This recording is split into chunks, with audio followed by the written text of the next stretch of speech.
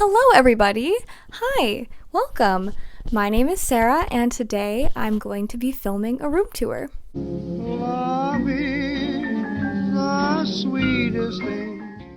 Now, throughout the past 19 years, my room has gone through several incarnations. The first room theme I ever had was safari themed, I think, when I was probably like 3 or 4. And I really remember having this Noah's Ark, God, what do they call it? Music box. I had a Noah's Ark music box. I still have it. It's still in my possession, and I still love it. The second color my room was bright pink. I had the whole princess shebang. I had the comforter. I had the border wallpaper. I had miniature figurines. I had plushies. I had those really awesome sing-along karaoke DVDs. But then I hit 12, and I was like, no. I'm too cool for Disney now. So what do? I paint my room blue. Because I'm not like other girls.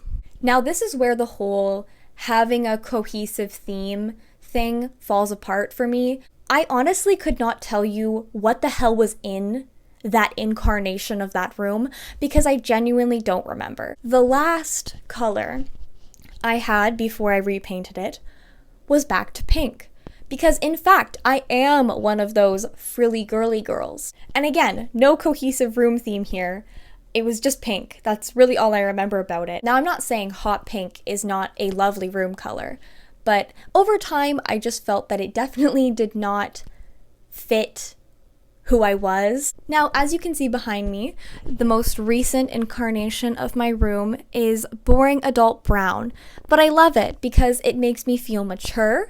It makes me feel like I have all of my eggs in my basket, which is something that's definitely needed when you don't have all of your eggs in your basket. But yeah, now that you know a little bit of the history of this room and the things it has been through, I am now going to proceed to take you on a tour of it.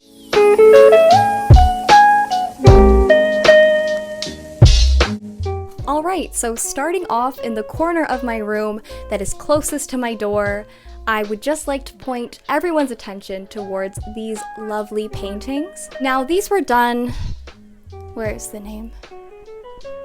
By James Lumbers in the 90s. And my parents have a whole ton of these prints. These two in particular just so happen to be sitting in the basement, not really getting the love or attention that they deserve, so I decided to steal them and hang them up in my room. This was a jewelry box cabinet thingy that belonged to my sister, and she gave it to my mom, but my mom did not need it.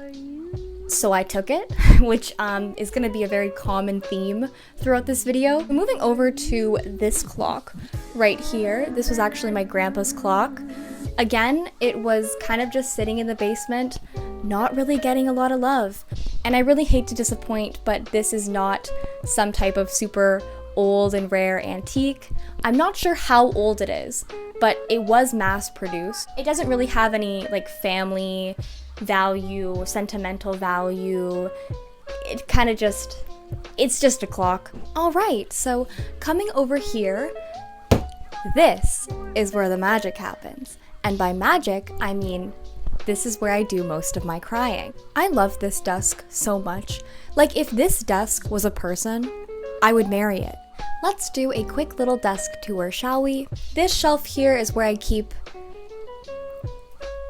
a lot of just miscellaneous notebooks that have varying purposes. Down here we have my Switch, because that is obviously a university essential. In this wooden box down here is where I keep all of my stationery essentials. So these are the products that I use regularly. So we have midliners and pens, a notebook, whiteout erasers, just very basic things. Here and up here is where I have some of my nonfiction books because I don't have enough room on my shelf anymore, so on my desk they go. And then up here I have two plants. This is a jade plant, and this is, I believe it's a dragon tree. Yeah, I think it's a dragon tree. And I totally forgot to talk about what is on the wall behind my desk. This is probably the most artistic thing that I have ever done in my life that has actually turned out kind of okay. These are pages from one of my many editions of The Philosopher's Stone, and I just used some tea bags and water to brown them. Honestly, the longest part of this whole process was just waiting for the pages to dry. Then I found some cute, light academia photos on Google, printed them out, and stuck everything on with sticky tack. So this is my bed, and this is where I do most of my sleeping, because it is my bed. Behind me on the walls, you'll see some posters, which, believe it or not, is a really big accomplishment for me. Because I have not had a cohesive room theme in the past few years, I have not really had posters because I never knew what to get posters of. Oh, and before I forget, I do have a Sheeb plush that sits on my bed, sleeps with me in bed. That doesn't sound right.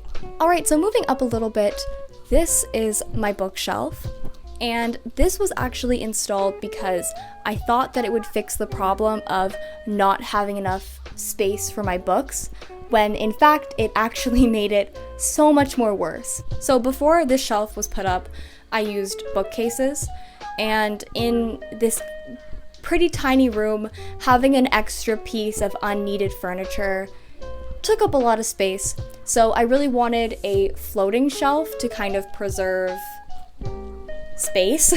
The board for the shelf actually came from my dad's 70s waterbed. So the waterbed part does not exist anymore, but for some reason he kept some of the boards for it, so we sanded this down, went to Home Depot to get some support thingies, and we put her up. So yeah, that was my room. I really hope that you guys enjoyed my first video.